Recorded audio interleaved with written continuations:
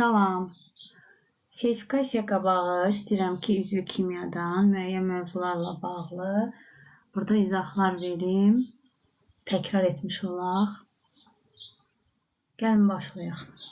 Üzvü kimya başlayır karbohidrogenlərdən.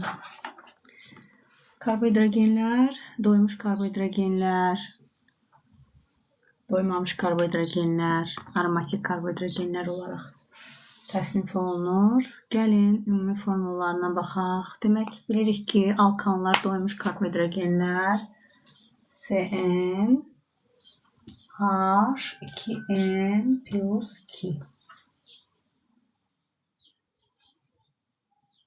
Bu bizim alkanlarımızdır.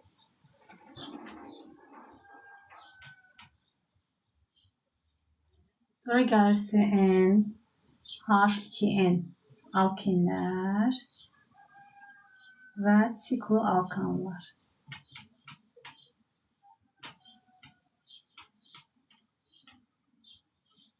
Sikloalkanlar.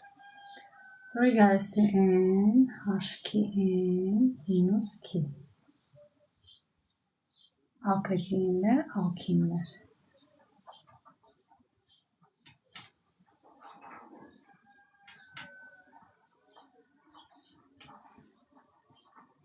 CN H2N minus 6 aromatik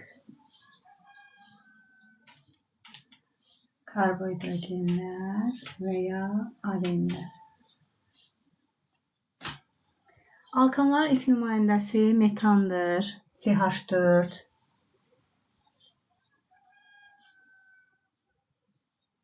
Alkinlərin ilk nümayəndəsi sikloalkanların ilk nümayəndəsi siklopropan. Üçbucaqdır da, burada hər birində CH var. Alkatinlərin ilk nümayəndəsi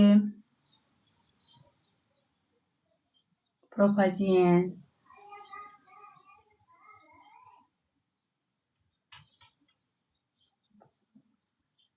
Alkinlərin ilk nümayəndəsi asetilin və yaxud da etin. Aromatik karbohidrogenlər isə benzol.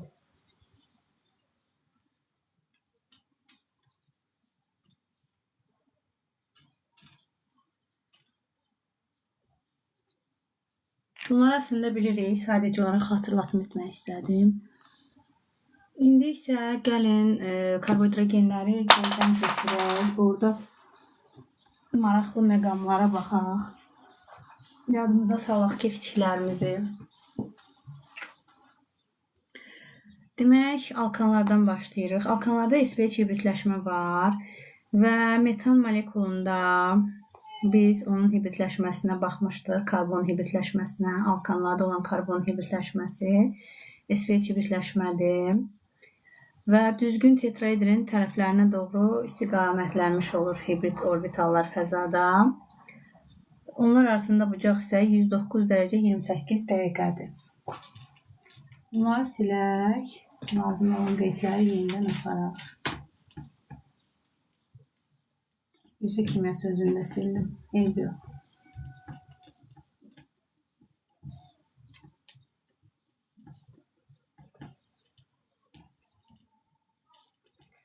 Aha. Demək, metan molekulunda karbon atomunda SPH hibrid orbitalları var və bu karbonlar hidrogenlər arasında olan rabitələr isə sp3 və s orbitallarının rabitə onlarla örtülməsi ilə baş verir. Belə bir suallar verə bilər ki, misal üçün metanda soruşula bilər ki, necə olur burada? Hansı hibrid orbitalların örtülməsi ilə olur sigma rabitələr? Demək, burada deyəcək ki, sp3s CH4 sp3s. İkiqat rabitəli hər hansı bir karbon verilsə, ikiqat rabitəli karbonlarda isə məsəl üçün etilen isə da CH2. Buradakı karbonlar sp2 hibrid halındadır və bilirik ki, hidrogen də S-dir. Ona görə buradakı rabitələr, sigma rabitələr olacaq sp2 və s-in örtülməsindən. Bu ikinci pi rabitə isə olur p və p-in örtülməsindən. Karbonla karbon arasında olan rabitə isə bu olur sp2 və sp2-nin örtülməsindən yaranan rabitə. Bu sigmadır. Pi rabitə isə pp. Bunun arasında olan isə sp2s. Belə deyə bilərik. Və yaxud da ola bilər ki, 3 qat rabitəli bir karbohidrogen olsun. Burada isə karbonlar sp halındadır. Ona görə də bunların arasında olan rabitənin sigma rabitəsi olacaq sp-sp və yaxud da hidrogenlə arasında olan rabitə olacaq ss-ssp. Buradakı ikinci və üçüncü pi rabitələr olur pp. Çünki bunlar hibridləşmədə iştirak eləmir. Bu suallar verilsə, bu şəkildə karbohidrogen verilsə, cavabları tapa bilərik. Və bununla bağlı sual da düşə bilər. Karbohidrogenlərdə soruşa bilər, misal üçün, rabitənin əmələ gəlməsinə sərf olunan orbitalların sayı. Ümumiyyətlə, hər karbonda, alkanlarda sp3 hibridləşmə olduğuna görə orada hibrid orbitalların sayı 4n olacaq. Karbon sayını vuracaq 4-ə. Yəni sp3 hibrid halında olan bir karbonda 4 hibrid orbital var. Ona görə də neçə dənə karbon varsa da onu vuracaq 4-ə. Alkenlərdə isə və yaxud da yəni 1-2 qat rabitəsi olan birləşmələrdə də bunlarda isə artıq karbonların sp2 hibrid halında olan karbonlarda 3 hibrid orbital var. sp3 hibrid halında olan karbonlarda isə yenə də 4 hibrid orbital var və biz bunları hesablayanda nəzərə alacaq. sp2 hibridləşməyə malik olan karbonları hesablayanda hərəsində 3 karbon, 3 hibrid orbital, sp3-də isə 4 hibrid orbital. Və ona görə də bunu hesablayanda 2 dənəsini 3 hibrid orbitalına götürürük, yerdə qalanları isə karbon sayına. Yəni belə götürmək olar ki, n-2. 4n-2. 4n-2. Bəli. Sonra soruşa bilərlər ki, hidrogen atomlarının orbitalları hidrogen sayına bərabər olacaq. Yəni bu da hansı karbohidrogenda soruşursa da orada baxın hidrogen sayına qədərdirsə də o qədər də hidrogenin orbitalları var. S orbitalları. Molekuldakı rabitələri soruşa bilər. Alkanlarda karbonun sayından sigma rabitəli bir vahid az olacaqdır. Ümumiyyətlə, karbohidrogenlərdə sigma rabitələrin sayı karbonun sayından bir vahid az olacaqdır. Və indi baxır karbohidrogenin növünə. 2 qat rabitəli karbonsa da üstünə 1 gələcək. 2 dənə 2 qat rabitəli karbonsa da, məsəl üçün, yəni alkagensə da üstünə 2 gələcək. Alkin isə yenə üstünə 2 gələcək. Bu şəkildə hesablama apara bilərik. Protonlar soruşa bilər. Protonlar soruşanda bilirik ki, karbon sıra nömrəsi 6-dır. Deməli, o zaman 6n olacaq. Neçə dənə karbon varsa da onun sayını vuracaq 6-ya. Hidrogende isə bir proton var. Bir proton olduğuna görə hidrogen sayına vuracaq. Belə götürəndə, misal üçün alkanlarda götürək. Alkanlarda hər karbonda 6 proton var. Onda protonların sayı 6n olacaq. Hidrogen isə 2n+2-dir də. Hərəsində də bir proton var. Olacaqdır 2n+2 elə özünün sayına bərabər. Ümumi soruşsalar ki, alkan molekulunda olan protonların sayını tapın. 8n+2. Yəni 6n üstünə 2n+2-ni gələndə 8n+2 hesaplamaq olar. Oksi karbohidrogenlərdə də yenə də formuluna uyğun şəkildə hesablama apara bilərik. Molekul çəkisini soruşa bilərlər. Bu da vacibdir. Məsəl üçün alkanlarda deyək. O birisilərdə də yenə formula uyğun hesablaya bilərsiniz. Birini izah edeyim. Deməli, nisbi molekul kütləsi tərkibində olan elementlərin və onların sayının, yəni atom çəkilərini vururuq onların sayına və toplayırıq, molekul çəkisini hesablayırıq. Yəni bunu biz ümumi kimyadan bilirik. Tutalım ki, alkanların ümumi formulu CnH2n+2-dir. Və bu zaman biz bilirik ki, karbonun atom çəkisi 12-dir, hidrogen atom çəkisi 1-dir. Biz onun düsturla hesablanması üçün karbon sayını biləndə CN H2N plus 2 alkanlıdır. Karbon atom çəkisi 12, hidrogen atom çəkisi 1. Deməli, nə edirik? 1 vurulsun 2-nin eləyir, üstəgələ 12N eləyir 14N. Deməli, alkanın molekul çəkisini hesablayanda bu 14N plus 2 düsturundan istifadə etmək lazımdır. Və yaxud da soruşa bilər alkində. Alkində nə edirik?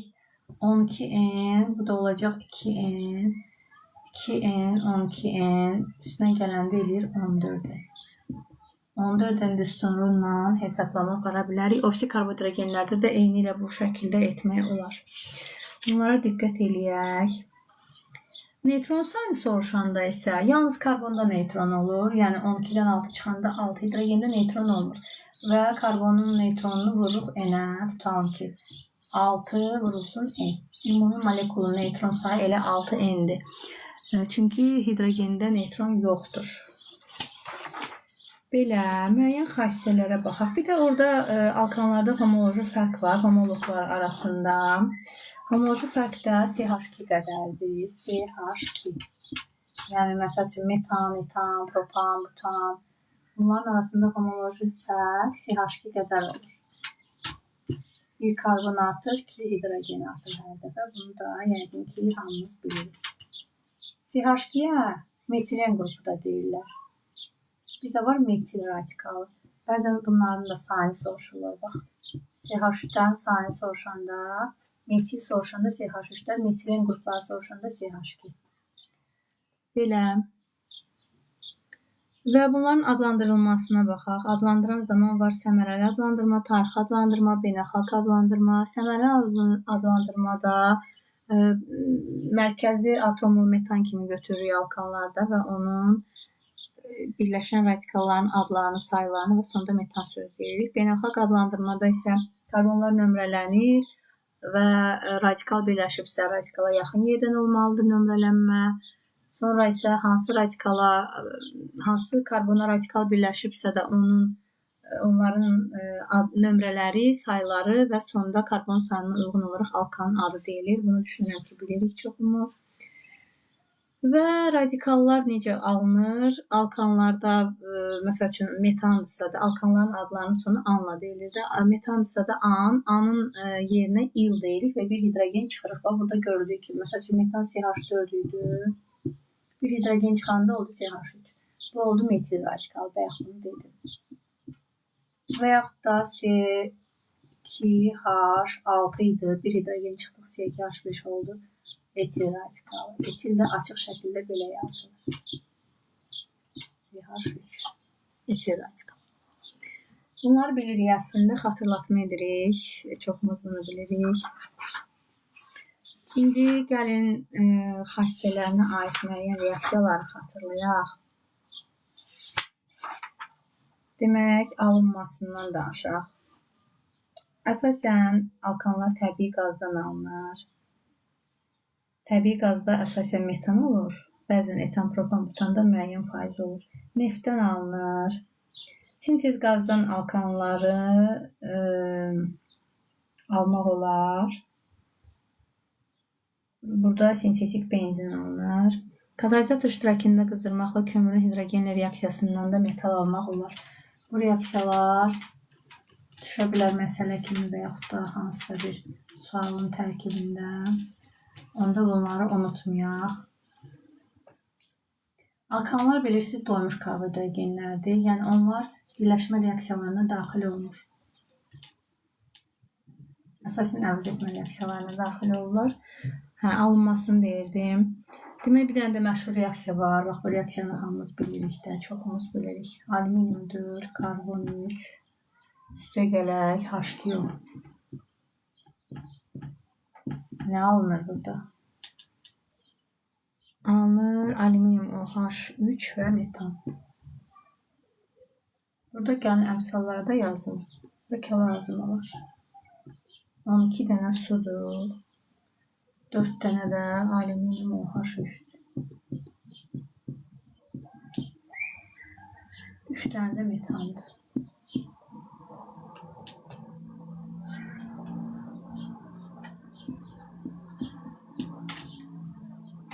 Aha, bu reaksiya laboratoriyada alüminium karbidin suli reaksiyasından metanın alınma reaksiyasıdır. Sənayedə dedik də, yəni karbon katalizator iştirakı ilə kömürün hidrogen reaksiyasından metan almaq olar. Karbon üstə gələ hidrogen alınır CH4, yəni bu reaksiya bilinən reaksiyadır, bunu yazmıram. Həmçinin doymuş karbon turşularının, yalnız qarışqa turşusu istisna olmaqla, duzlarının qələvlərlə əridilməsindən də alkanları almaq mümkündür laboratoriyada. Buna aid də müəyyən suallar olur. Bir də nümunə yazaq. CH3, COO, natrium. Üzərinə gəlirik natrium OH qələvi. Nə alınacaqdır burada? Metan, üzərinə gələk natrium karbonat. Bax. Buradan deməli bunlar birləşir, natrium karbonat çevrilir, hidrogen də gəlir bura. Olur CH4. CH4 üstə gələk, natrium 2, karbono 3. Belə. Alkanların monohalogenli törəmələrinin natriumlu reaksiyasından da almaq olar. Məşhur Rus reaksiyasıdır. Alkanın bir monohalogenli törəməsi götürülərsə, bu zaman karbon sayı güc olan simmetrik quruluşlu saf alkan alınacaqdır. CNH2+1 üzərinə gəlirik natrium, halogenli birləşməsi üzərinə gəlirik natrium, alınır CNH2+1. CNH2+1, bunlar ikisi birləşib bir əmələ gətirir və 2 dənə natrium halogen. Bu ümumi sxemdir. Gəlin bir dənə misal deyək. Bunu əslində bilirik də, hamımız bilirik. Sadəcə xatırlatmalardır. Yəni, biz əgər indiyənə kimi oxumuşuqsa, bunların hamısını bilirik. Bunlar xatırlatmalardır ki, hər birini yada salıram. Deməli, ikisi birləşir, bir əmələ gəlir. Məsəl üçün, CH3, xlor, 2 dənə. Üstünə gəlirik natrium. Halogenli birləşmənin üzərində natrium gəlirik. Nə alınacaqdır? Natrium halogeni özünə birləşdirəcək və 2 alkandan 1 alkan əmələ gələcək. Alınır CH3-dən 2 dənə olanda nə olacaq? CH3, CH3. Yəni C2H6. Etan. Üstə gələk natrium xlor.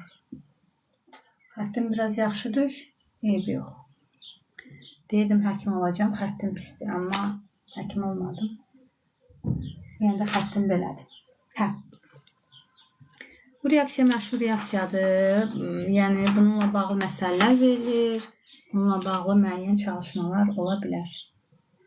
Rus reaksiyasını yaxşı bilək və bəzən ola bilər ki, eyni karbohidrogen yox, fərqli karbohidrogenlər də götürülə bilər. O zaman da, misal üçün, burada bir reaksiya var. Tam götürülübdür 3 mol CH3 xlor, 3 mol. Burada izopropil radikalına birləşmiş xlor halogenli birləşmə götürülür və burada artıq 3 mol, 6 mol. 6 mol üzərinə natrium xlor gəlinir. Alınır burada bir dənə CH3-dən 2 dənə birləşir, alınır etil, etan. Sonra bir dənə qeyri-simmetrik alkan alınır və bir dənə də izopropil radikalların ikisi birləşir. 2-3 dimetil butan alınır. Yəni ikisindən birləşəndə hər birinin özünün cütləşməsindən olan karbohidrogen və ikisinin bir-biri ilə birləşməsindən olan karbohidrogen alına bilir. Kimyəvi xassiyələrinə baxaq. Demək, alkanlar əvəz etmə reaksiyalarına daxil olur. Və burada xlorun, məsəl üçün, Əvəzləşmə reaksiyası var ki, xlorun miqdarına asılı olaraq alkan molekulunda müxtəlif sayda hidrogen atomu əvəz oluna bilər. Və karbon-hidrogen rabitələrinin davamlılığı halogen sayı çoxaldıqca azalır. Halogenləşmə reaksiyasının sürəti isə artır. Reaksiyada əvəz olunan hidrogen atomlarının sayı ilə reaksiyaya daxil olan xlorun və alınan H-xlorun mol sayı bərabər olur. Misal üçün belə götürək. CH4 üstə gələk. Tutalım ki, götürürük neçə dənə xlor? 2 dənə xlor. Nə alınacaqdır? İkisi əvəz olunacaqdır. CH2, xlor 2, üstə gələk. H, xlor. H-xlorumuz olacaq 2 dənə. Yəni, reaksiyada əvəz olunan hidrogen atomlarının sayı ilə reaksiyaya daxil olan xlorun və alınan H-xlorun mol sayı bərabər olur. İkisi əvəz olundu. 2 mol xlor, 2 mol H-xlor. Belə, alkanların xlorlaşması sərbəst radikal mexanizmi ilə baş verən zəncirvari reaksiya. Sonra nitrolaşma var. Nitrat turşusu ilə gedir. Konovalov reaksiyasıdır. Burada da hidrogenin birini əvəz edirik NO2 ilə. Olur CH3NO2 plus su. Yanma reaksiyaları, alkanların ümumiyyətlə bütün üzüm maddələrdə yanma reaksiyası zamanı karbon qazı və su əmələ gəlir. Onların mol sayı isə götürülən maddədən asılıdır. Bilək ki, alkanın tərkibində nə qədər karbon varsa da, karbon qazının mol sayı ona bərabər olacaq. Gəlin ümumiyyətlə bu reaksiyanı yazaq. Deməli, CnH2 plus 2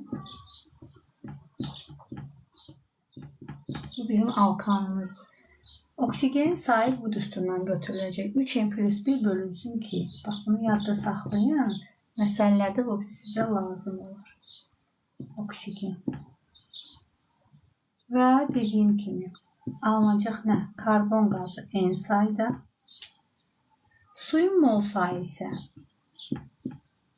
n plus 1 olacaq. Burada görsünüz 2n plus 2'dir də. Ona görə də suyun mol sayı olacaq n plus 1.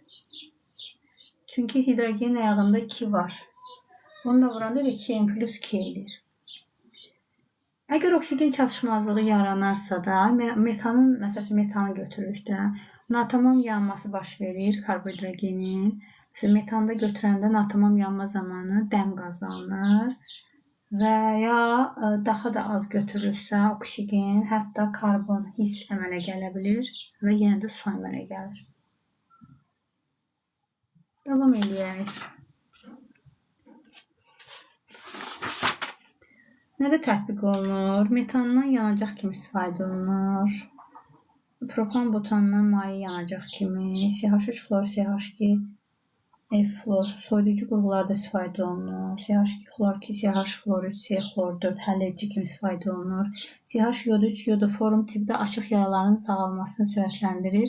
Yaranın çürüməsinin qarşısını alır. C xlor 4 yanğın söndürmədə, kimyəvi təmizləmə işlərində istifadə olunur.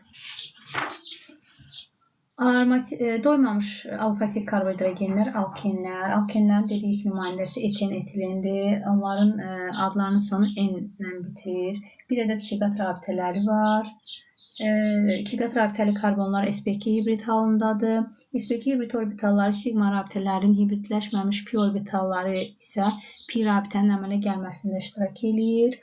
Və burada 120 dərəcəlik bucaq əmələ gəlir. Ona görə də bunu da yadımızda saxlayaq ki, bəlkə düşə bilər. Onlarda da rabitə əmələ gəlməsinə sərf olunan orbitalların sayını bəzən hesablamaq soruşula bilər. Hibrid orbitallar hər karbonun 4 orbitalı dediyimiz kimi sp3'dərdədir. Pi rabitələrində isə arasında 3 orbital. Ona görə 4n-2. 2 dənə bizim sp2 hibrid orbital olan karbonumuz var. sp2 hibridləşməyə malik olan. Ümumi götürəndə hidrogen yenidəki hidrogen atomlarının orbitalları və pi rabitələrin əmələ gəlməsinə sərf olunan 2 pi orbital var. Qeyri-hibridli soruşsalar 2n plus 2 olacaq. Ümumi götürəndə 6n orbital olacaqdır. Karbonların ikisi sp2 hibrid vəziyyətindədir və sp3 hibrid orbitalları soruşsalar 4n minus 8 olacaq. Molekul çəkisində 14n-dən hesablayırıq. Belə bunların çoxsunu bilirik. Adlandırma zamanı 2 qat rabitəyə yaxın tərəfdən beynəlxalq adlandırmada nömrələnmə gedir karbonuzun zəncirində və 2 qat rabitənin birləşdiyi, başladığı karbonun nömrəsi deyilir. Radikal əgər varsa da, radikalın birləşdiyi karbonun nömrəsi, radikalın sayı və sonda yenə də karbon sayına uyğun olan alkenin adı deyilir. Bir dənə asan bir dənəsini yazaq da. CH2 CH3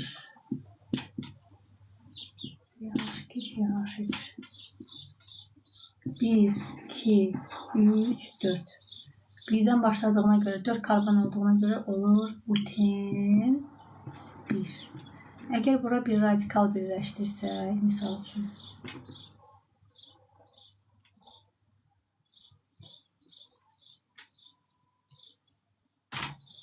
Radikal birləşdirsək, o zaman olacaq neçə birləşib 2-yə? 2 metil buten 1. Bu da belə.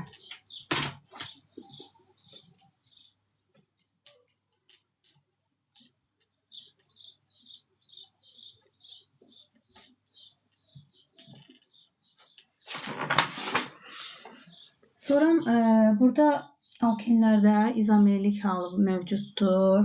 Alkanlarda da izomerlik halı var idi. Butandan başlayırdı. Onu demədim. İzomerlik nə idi? Tərkibi eyni olan, quruluşu və xassələri fərqli olan maddələrdir. Siniflər arası izomerlik mövcuddur, bilirsiniz. Siniflər arası izomerlik alkenlərlə sikloalkanlar arasındadır. 2 qat rabitənin vəziyyətinə görə quruluş izomerliyi mövcuddur. Yəni 2 qat rabitə birinci karbondan başlaya bilər, ikinci karbondan başlaya bilər və s. Və bir də həndəsi izomerlik mövcuddur. 2 qat rabitəli karbon atomlarının hər birinə 2 radikal və ya atom birləşə bilər. Əgər karbonlardan hər hansı birinə birləşən radikallar və ya atomlar eyni olarsa, həmin maddə cis və trans izomerlik əmələ gətirilir. Deməli, əgər karbonlardan hər hansı birinə birləşən radikallar və ya atomlar eyni olarsa, həmin maddələr cis və yaxud da trans izomerlik əmələ gətirə bilməz. Yəni, biri fərqli olmalıdır, biri 2 karbonda hərəsində eyni olmalıdır. Onda cis trans izomerlik əmələ gətirə bilər. Bax, belə bir şeydə, bax, tutalım ki, bu karbondur, burada X-dir, burada da nə istəyirsən ola bilər. Bax, bu X-lər bir tərəfdə olanda cis olur. X-in biri aşağıda, biri yuxarıda olanda, məsəl üçün belə. Burada trans olur. X-in yerinə nə ola bilər? X-in yerinə hansısa bir radikal ola bilər, hidrogen ola bilər. Yəni, bax, belə.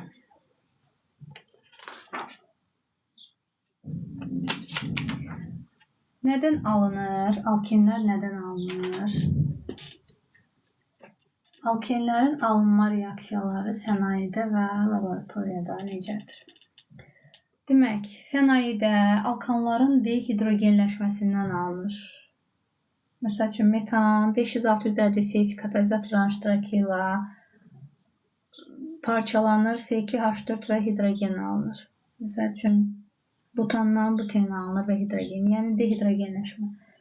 Alkanların krekingindən, alkanlar daha iri molekulluq, tərkibində karbon çox olan alkanlar parçalanır. Həm alkan alınır, həm də bir alken alınır. Laboratoriyada alkanların monohalogenli törəməsinin qələblərin spirtdə məhlulu ilə reaksiyasına və buna diqqət edək. Bununla bağlı suallar düşə bilir. Demək, alkenlər alkanların monohalogenli törəmələrinin qələblərin spirtdə məhlulu ilə reaksiyasından alınır. Halogen çıxan karbona qonşu karbondan da hidrogen atomu çıxır və həmin karbonlar arasında pi rabitə əmələ gəlir və beləliklə də maddə formalaşır. Təbii ki, burada metil halogendən istifadə edə bilmərik. Niyə? Ən az 2 karbon olmalıdır ki, onların arasında 2 qat rabitə əmələ gəlsin. Yəni, üzvü kimyada bu reaksiyalar var da, bilirik. Hidrogenləşmə üzərinə hidrogen gəlirik. Dehidrogenləşmə hidrogen çıxardırıq. Halogenləşmə üzərinə halogen gəlirik. Dehalogenləşmə halogeni çıxardırıq. Hidrohalogenləşmə hidrogen halogenit gəlirik. Dehidrohalogenləşmə hidrogen halogenini çıxardırıq. Su ilə hidratlaşma üzərinə gəlirik. Dehidratlaşma suyu çıxardırıq. Belə. İndi, məsəl üçün biz dedik ki, monohalogenli törəmənin üzərinə tutalım ki, gəlirik. Qələvinin spirtli məhlulu bu zaman nə baş verir? Bu zaman gəlin bir reaksiyanı yazaq. Misal üçün.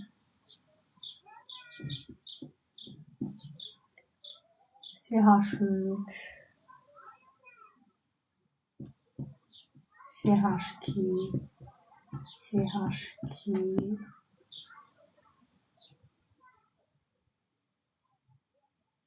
Burada birini xlorla götürək də, tutalım ki, CH3, CH2, CH2, burada olsun xlor, CH xlor olsun. CH xlor, CH3. Üzərinə gəlirəm. Nə gəlirəm üzərinə? Qələvinin spirtdə məhlulu.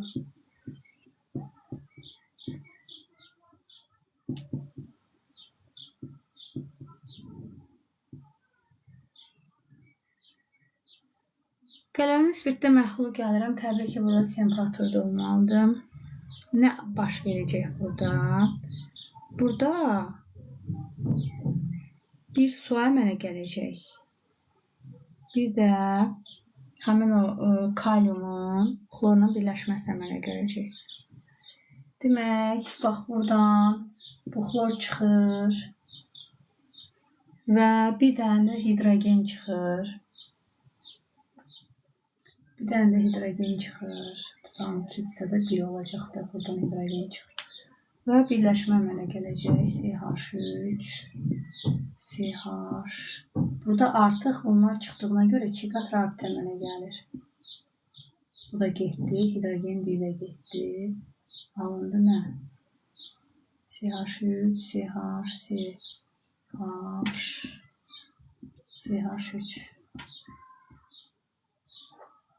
Alındı nə? Alkin.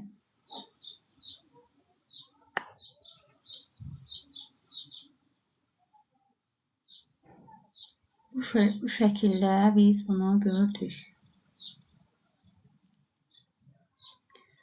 Aha. Demək, alkenləri necə aldıq laboratoriyada?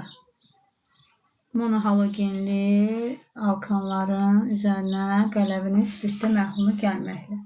Orada da alınır nə? Orada üzərinə gəlirik. Üzərinə gəlirik kalium xlor. Üzərinə gəlirik su. Bunu da yaddan çıxartmayaq. Kalium xlor və su gəlir üzərinə. Belə, sonra doymuş bir atomun spirtləri molekul daxili dehidratlaşmasından almaq olar. Misal üçün, etil spirti C2H5OH-dır və burada 140 dərəcə Celsiusdən yuxarı temperaturda qatı sulfat turşusunun iştirakı ilə çevrilir etilinə və suya. Bu üsulda da yenə də metanoldan istifadə edə bilmərik. Ən az 2 karbon olmalıdır. C2H5OH.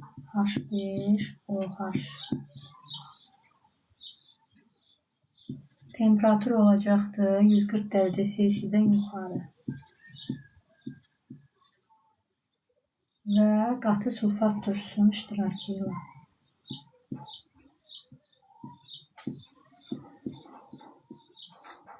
Alınacaqdır nə? Etilin və su. Dehidratlaşmadır da.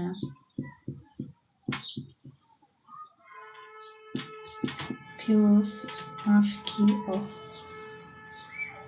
Bunlara aid çevrilmələrin tapşırıqlar düşə bilər, məsələlər düşə bilər. Ona görə də bu reaksiyanı da yadımızda saxlayaq. Ümumi götürəndə belə götürürük də CnH2n plus 1OH, yəni spirt.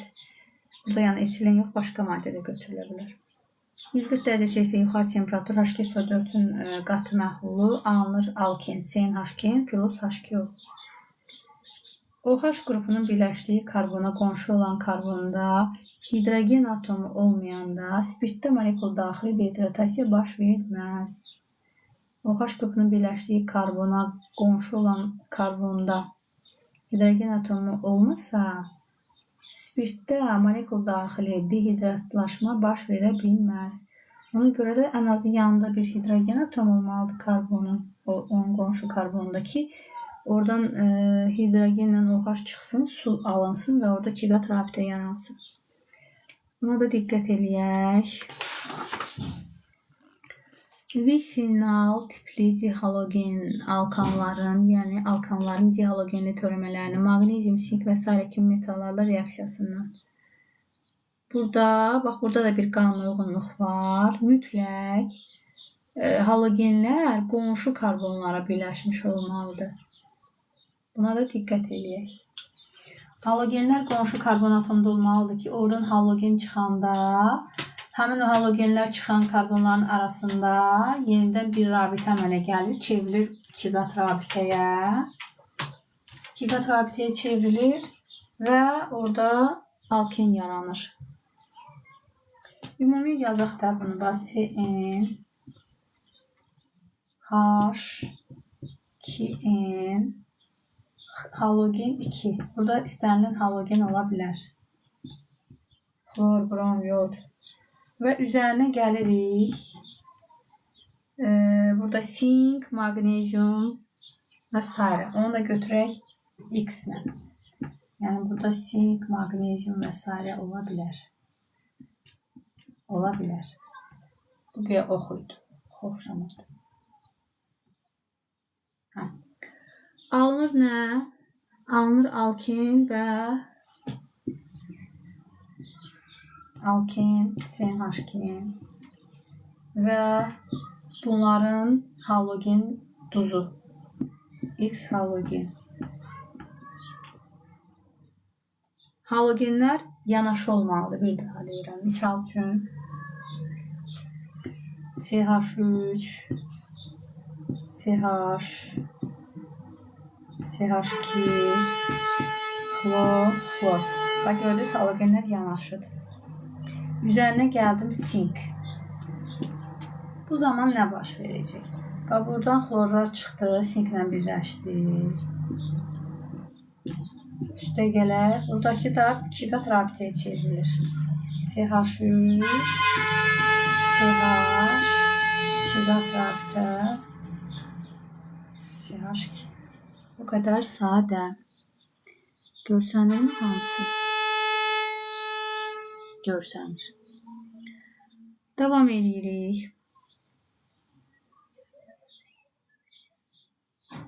Alkenlər rəngsiz suda və polar həlledicilərdə həll olmayan maddələrdir. Ümumiyyətlə, karbohidrogenlər suda həll olunur. Qaz halında olan nümayəndələri işsizdir və alkanlarda da bu belədir. Karbon 4-ə kimi qaz halındadır. 5-dən 17-yə kimi maye halındadır. 18-dən 18-də daxil olmaqla başlayaraq bərk haldadır. Nisbi molekul kütləsi artdıqca ərimə və qaynama temperaturu artır. Şaxəsiz alkenlərdə bu belədir. Sıxlığı da artır. Şaxəsiz alkenlərdə bu belədir. Karbon və hidrogenin kütlə payı dəyişmir. Yəni nisbi molekul çəkisi artdıqca karbon və hidrogenin kütlə payı dəyişmir.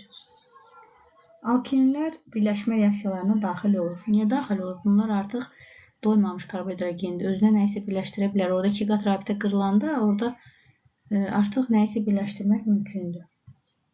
Məsəl üçün, hidrogeni özünə birləşdirə bilər, alkana çevrilə bilər. Bunu biz bilirik. Halogenləri birləşdirə bilər. Dihalogen alkan əmələ gələ bilər. Hidrogen halogenlərini birləşdirə bilər. alkanların monohalogenli törəməsi əmələ gələ bilər. Suyu özünə birləşdirə bilər. Suyu birləşdirməsi sulfat turşusunun iştirakı ilə turş mühitdə aparılır və doymuş bir atomlu spirt alınır. Hidrogen halogenlərin və suyun birləşməsi ion mexanizmi ilə gedir və elektrofil birləşmə reaksiyası adlanır. Qeyri-simmetrik alkenlərə hidrogen halogen və yaxud da su birləşəndə hidrogen halogeni çox olan karbon atomuna, hidrogeni çox olan karbon atomuna, halogen isə OH qrupu hidrogeni az olan karbon atomuna birləşir. Bu Markovnikov qaydası adlanır. Bir də deyirəm, qeyri-simmetrik alkenlərə hidrogen halogen və su birləşəndə hidrogen halogeni çox olan karbon atomuna, hidrogeni çox olan karbon atomuna, hidrogeni çox olan karbon atomuna, halogen və yaxud da OH qrupu isə hidrogeni az olan karbon atomuna birləşir. Buna Markovnikov qaydası deyirik. Hidrogeni çox olan karbon atomuna. Bir də deyirəm, bax, onu yadda saxlayaq.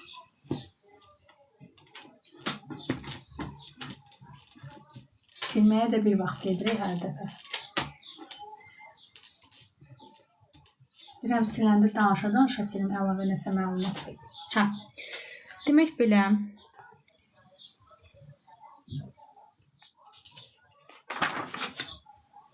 yanma reaksiyaları, bütün üzvü maddələr yanma reaksiyasına malikdir.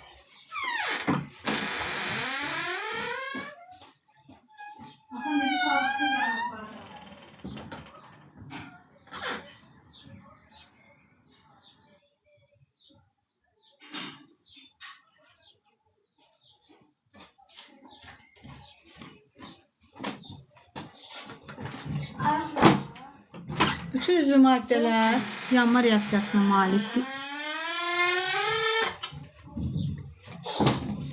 Yanan zaman karbon qazı və su alınır və bunlarda yanma reaksiyasının ümumi tənliyi belədir. CnH2n üstə gələ oksigen. Burada oksigen olacaq 3n bölünsün 2. 3n bölünsün 2. Karbon qazı olacaq yenə də n. Su da olacaq yenə də n. Bunu da yadımızda saxlayaq. Oksigen az olanda CO alına bilər və karbon alına bilər. İndi sizə əsas reaksiyanı deyəcəm. Demək, oksidləşdiricilərin kalium permanganatın, kalium 2 xrom-2 O7-nin məhlulu ilə oksidləşmə reaksiyası gedir. Alkenlər kalium permanganatın suda məhlulu ilə asanlıqla oksidləşərək doymuş 2 atomlu spirtlər əmələ gətirir. Reaksiya zamanı alken molekulundakı pi rabitə qırılır və pi rabitəsi qırılan karbonların hər birinə bir OH qrupu birləşir. Kalium permanganatın suda məhlulu ilə oksidləşir. Nə alınır? 2 atomlu spirt alınır. Və burada qəhvəyi rəngdə mangan O2 oksid çöküntü alınır və bir də kalium OH alınır. Bunu oksidləşmə reaksiyası olaraq belə göstərmək olar. CH2 üstə gələk atomar götürürük də bu. Üstə gələk su, yəni suda məhlul. Nə alınır? Ox qoyduq orada. Oxum da hər dəfə yaxşı çıxmır. Nə alınır burada? Dedik 2 atomlu spirt alınır. CH2, OH.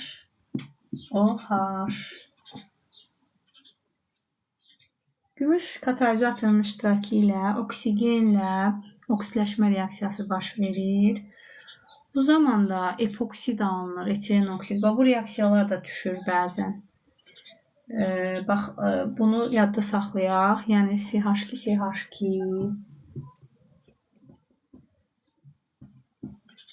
üzərinə gəlirik oksigen. Burada şərtdə oxun üzərində temperatur və argentin yazılır. Yəni gümüş katalizatorun iştirakı ilə. Bu zaman etilen oksid alınır. Epoksid. Epoksid bilirsinizmi nədir? Ondan maraqlı əşyalar hazırlayırlar. Epoksid əşyalar. Məsələn, təsbihlərdir. Məsələn, domino daşları və s. maraqlı formada breloklar hazırlanır. Həmə bu da epoksiddir. Argentin. Bunu yadınızda saxlayaq. Polimerləşmə reaksiyalarına gedir alkenlər. Yəni polimerləşmə nə deməkdir? Kiçik molekulların, çox sayda kiçik molekulların bir-biri ilə birləşərək iri molekullu birləşmələr, makromolekul və ya polimer əmələ gətirməsi reaksiyası polimerləşmə reaksiyası adlanır. Və bir molekul monomer adlanır. Temperatur katalizator iştirakı ilə gedir.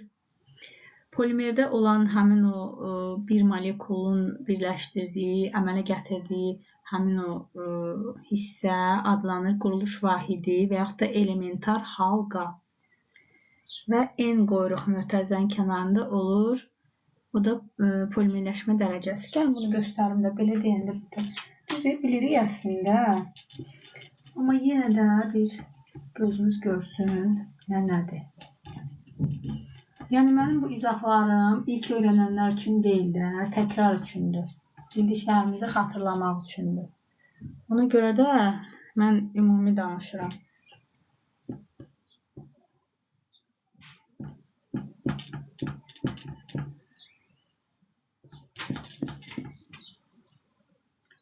Bax, N, CH2, CH2. Bunu hələ mötərizədən qoymayaq da. Bax, son N sayda biz götürdük etilin. Bu polimerləşir temperatur və katalizatorun iştirakı ilə.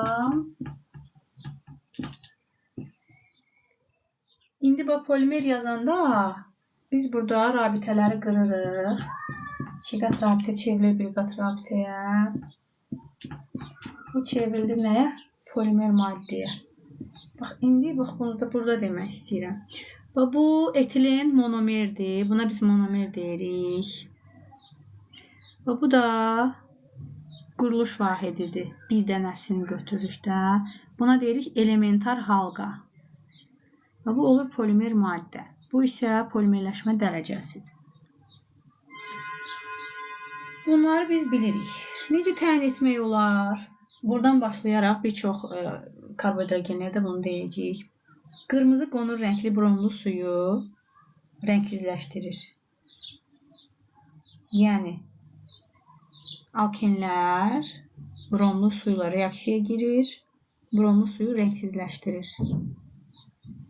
Bununla bağlı suallar düşə bilər. Bromlu suyu rəngsizləşdirir, yadda saxlayırıq alkenlər, amma alkanlar yox. 2 qat rabitəsi olan bütün karbohidrogenlər bromlu suyu rəngsizləşdirir, yadımıza saxlayaq. Gəlin sadə reaksiyamızı yazaq. CH2, CH2, plus, brom,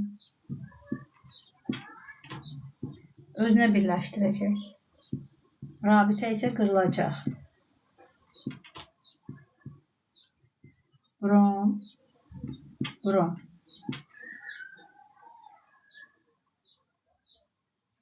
Belə. 2 qat rabitə olan yerdən qırılır. 1 qat rabitə çevrilir və halogenlər orada birləşir. Kalium permanganatın su ilə əmələ gətirdiyi bənövşəyi rəngli məhlulda rəngsizləşdirir. Və bu zamanda yenə də 2 qat rabitə qırılır. Orada 2 atomlu spirt əmələ gəlir. Kalium OH və mangan O2. Maddələrin təyini reaksiyaları, keyfiyyət reaksiyaları adi şəraitdə gedir. Adi şəraitdə gedir. Bax, bunu diqqətimizdə saxlayaq. Karbonlar arasında pi rabitəsi olan əksəriyyət maddələr bromlu suyu və kalium permanganatın suda məhlulunu rəngsizləşdirir.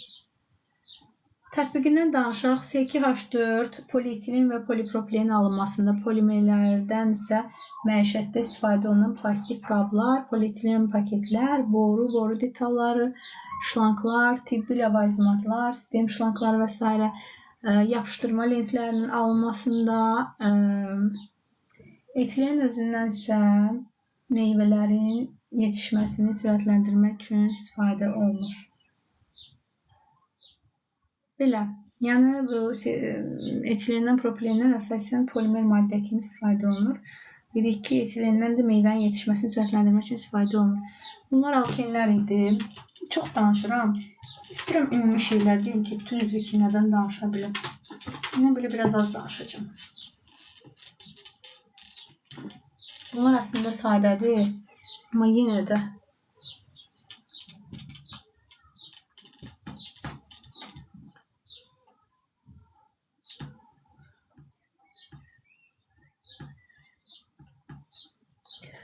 aha, devam edirik. Alkadiyenlər, diyen karbohidrogenlər. Ümumi formulu CnH2-2. Burada N minimum 3 sayda olmalıdır ki, burada 2 dənə 2 qat rabitə olsun. Çünki alkadiyenlərdə 2 dənə 2 qat rabitə var. İlk nümayəndəsi propadiyendir. Bunların növləri var. Konjüge olunmuş, kumüle olunmuş və izole olunmuş. Konjüge olunmuşda 2 qat rabitələr yanaşıdır. Kumüle olunmuşda 2 qat rabitələr arasında bir ədəd bir qat rabitə var. Bir ədəd bir qat rabitə var. İzole olunmuşlarda isə 2 qat rabitələr arasında ən az 2 dənə bir qat rabitə var. Əsas istifadə olunanlar qoşulmuş, konjüge olunmuş diyen karbohidrogenləridir. Bunlar sənaye əhəmiyyətlidir və bunlardan ən əsas istifadə olunur hansılar? Divinil, izopren və halogenli törəmə olan xlorpren. Konjüge olmuş diyen karbohidrogenlərdə 2 qat rabitələrin uzunluğu alkil molekulundakı 2 qat rabitələrin uzunluğundan böyükdür. Yəni, onlarda 0,134 nanometrdir. Bunlarda isə 0,137 nanometrdir. Karbonlar arasındakı tək qat rabitənin uzunluğu alkan molekulunda olan karbonlar arasındakı tək qat rabitənin uzunluğundan kiçikdir. Alkanlarda 0,154 nanometrdir. Bunlarda isə 0,147, 1147 nanometrdir. Səbəb nədir? Ardıcıl yerləşmiş sp2 hibridləşməsinə malik 4 karbon atomlarının hər birində sərbəst qalan pi elektron buludları bir-birini yandan örtür və 4 elektronlu pi sistemi delokallaşmış rabitə əmələ gətirir. Bunlarda da hibrid orbitallar 4n-4, qeyri-hibrid orbitallar 2n plus 2, ümumi olaraq 6n-2 sayda orbital olur. Karbonlar arasında olan rabitələrin sayıları n plus 1 olur. Çünki burada bir dənə də 2 dənə də 2 qat rabitə var. Karbon və hidrogen arasında olan rabitə hidrogen sayına bərabər olur 2n-2, ümumi 3n-1 qədər molekulda rabitə var. Proton sayı karbonun 6n, hidrogeninki 2n-2'dir. Hər karbonda 6 neytron var, 6n neytronların sayıdır. Molekul kütləsi isə 14n-2. Alkadiyenlərdə ümumi formul CnH2n-2'dir də, düzdürmü? Ona görə də onların molekul çəkisini hesablayanda 12, bunu bayaq demişdim də, 2 çıxaq 2 olur 14n-2. Bu düsturdan biz məsələləri həll eləyə bilərik. Sonra adlandırılması, demək, tarixi olaraq, məsəl üçün, bunu yadınızda saxlayaq. CH2, CH, CH, CH2. Bu birləşmənin adı divinildir. Bunun biri vinildir deyə, ikisi olur divinil. Bu divinildir. Beynəlxalq adını götürsək, 1, 2, 3, 4. 1, 3, butadiyen 1, 3. İzopreni də bilirik də. CH2, C, CH, CH2. Bura bir dənə metil radikal birləşir. Bu da izoprendir. Bir də var, dedik ki, xlorpren. Xlorprende isə CH3-ün yerinə nə birləşir? Xlor birləşir. C4H5 xlor. Bunun yerinə xlor birləşəndə olur xlorpren. Və bu da xlorprendir. C4H5 xlor. Belə. Beynəlxalq adlandırmanı bilirik. Eynidir bütün karbohidrogenlərdə.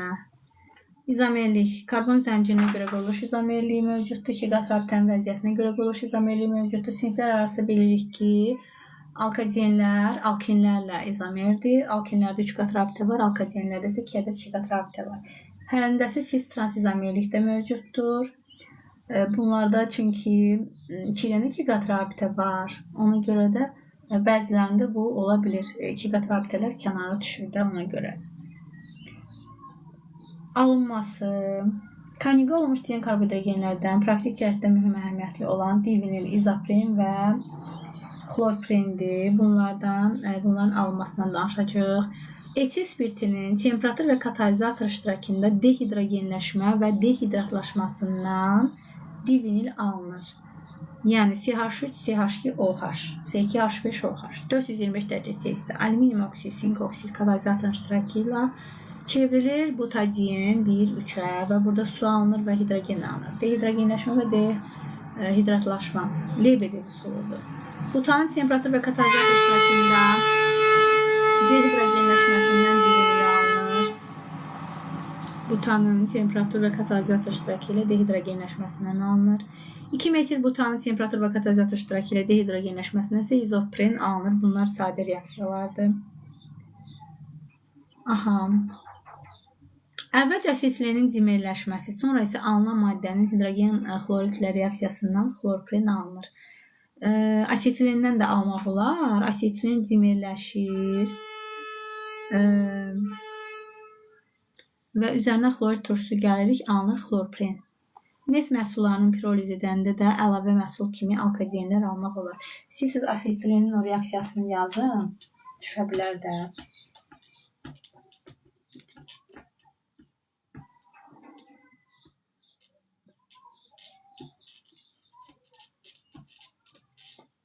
Asetilen alkinlərin ilk nümayəndəsidir. Etin də deyirik, asetilin də deyirik. Asetilin tarixi adı.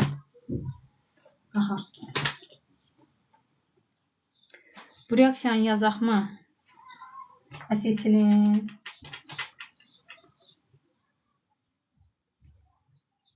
kuprum xlor və NH4 xlor iştirakı ilə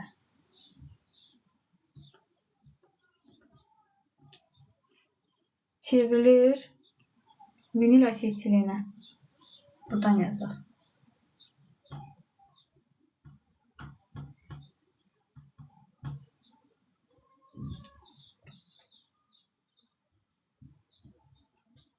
Bu birləşmənin adı vinil asetilindir. Üzərinə xlorid turşusu gəlirik. Temperatur və katalizator iştirakı ilə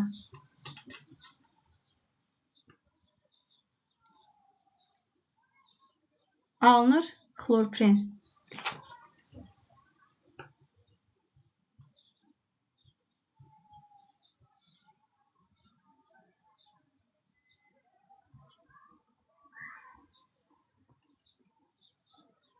Görsənir mi? Görsənir. Bu reaksiyanı yadınızda saxlayaq. Laboratoriyada alkanların dihalogenli törəmələrinin qələvinin spirtdə məhlulu ilə qızdırılmasından almaq olur.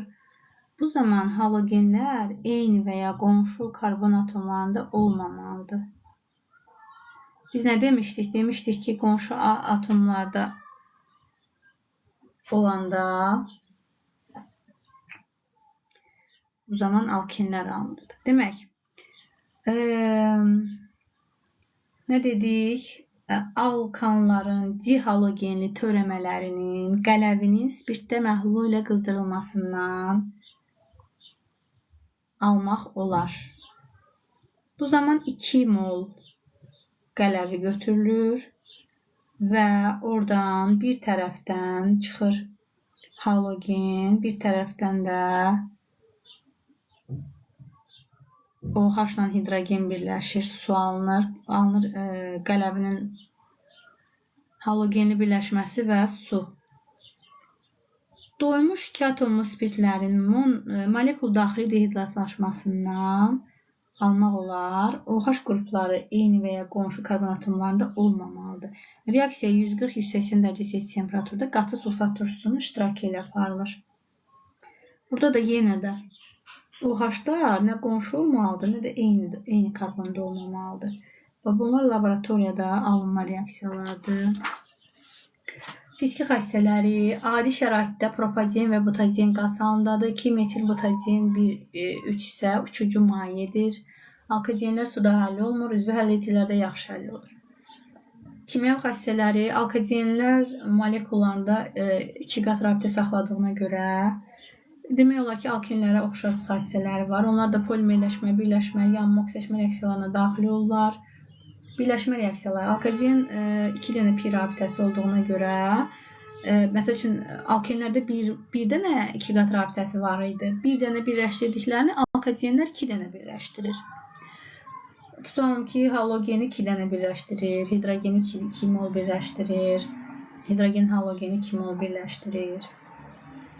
Alkadenlərin 1 molu həmin maddənin 1 moluna da birləşə bilər. Yəni bu demək deyil ki, həmişə istəsə 1 molunu da birləşdirə bilər.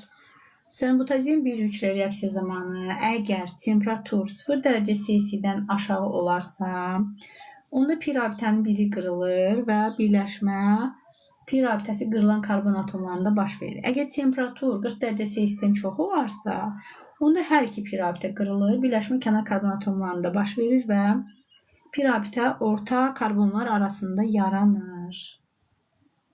Bax, bu reaksiyalara da diqqət eləyək. Bilmirəm, yazın, yazmayın, göstərin, göstərməyin. Vaxt getməsin deyə. Deməli, 0 dərəcə Selsi əgər 0 dərəcə Selsidən kiçik temperaturda gedirsə də, o zaman bir dənə halogen birləşəcək.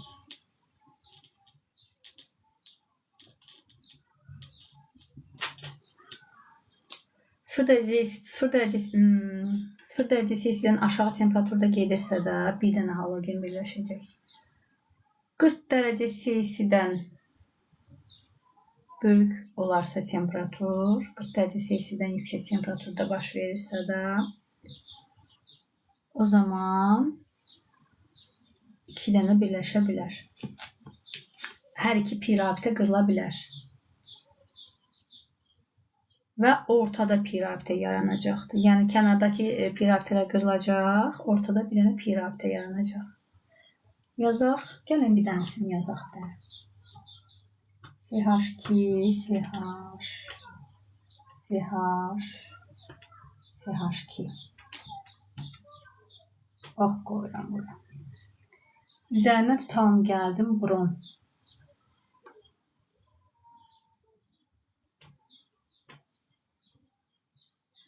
Əgər temperatur 0 dərəcə Selsidən aşağı olsa,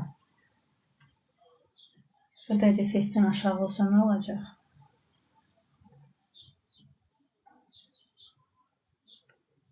Sıfır dərəcə Selsidən aşağı olsa alınacaqdır bir dənə.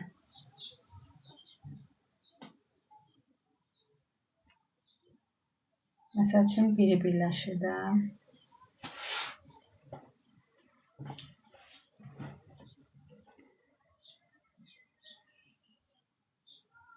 Burada hidrogen demək istəyirdim. Hidrogen, halogen, hidrogen. Bir də deyim də. Deməli, bax, 1 mol, alkadenlərin 1 molu həmin maddələrin 1 molunu da birləşdirə bilər. Bunu dedik. Butaden 1,3 ilə reaksiya zamanı temperatur 0 dərəcə Selsidən kiçik olarsa, pi rabitənin biri qırılır. Birləşmə pi rabitəsi qırılan karbon atomlarında baş verir. Əgər temperatur 40 dərəcə Selsidən böyük olarsa, hər iki pi rabitə qırılır və birləşmə kənar karbon atomlarında baş verir və pi rabitə olan karbonlar arasında yaranır. Ona görə də burada hidrogen də ola bilər, brom da ola bilər. Yəni burada üstünə nə gəlsək, hər biri birləşə bilər. Yəni bunu yadınızda saxlayaq ki, hər biri birləşə bilər. Yəni tutan bromla götürək də. Yəni hidrogeni ona görə dedim ki, birdən hidrogeni seçməzsiniz. Yəni hidrogen də orada birləşə bilər. Burada halogen birləşəndə necə olacaq? Tutalım ki, CH2 biri qırıldı da. Brom.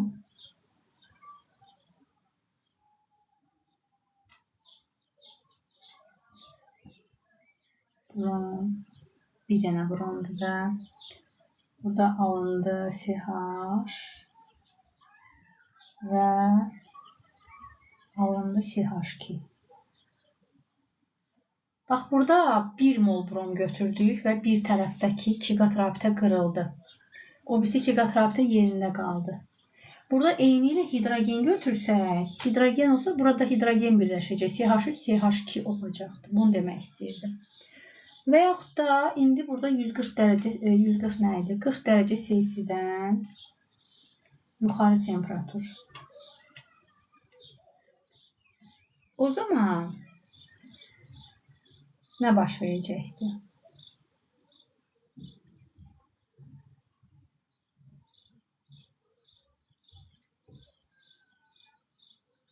İki qat rabitəni kənardakılar qırılacaq.